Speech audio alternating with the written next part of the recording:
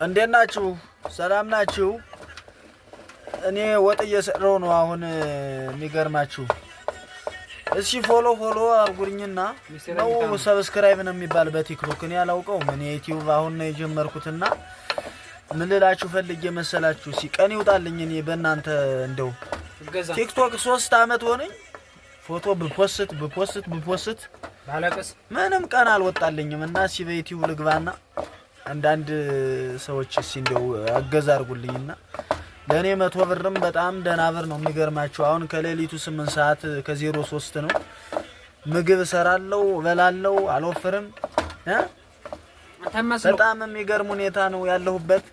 አሁን ያለሁት በሳውዲ በረሃ ነው። እንደው እሺ የዩቲዩብ ተከታታይ የሆናችሁ ሰዎች አግዙኝ እሺ እንደው የተወሰነች ብር ጣል አርጉብኝ አካውንቴን ከፈለጋችሁ ልክላችኋለሁና የኢትዮጵያ ብርም ጥሩ ነው። የሚገርመው ከቦስ ጋር ነው ያለሁት።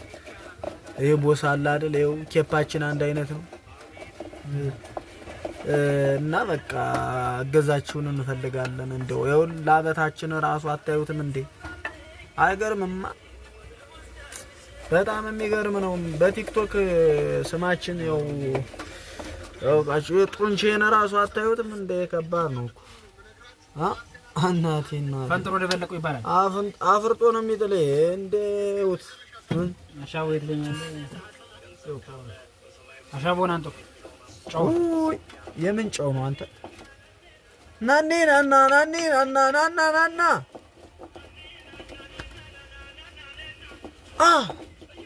እየዘለላችሁ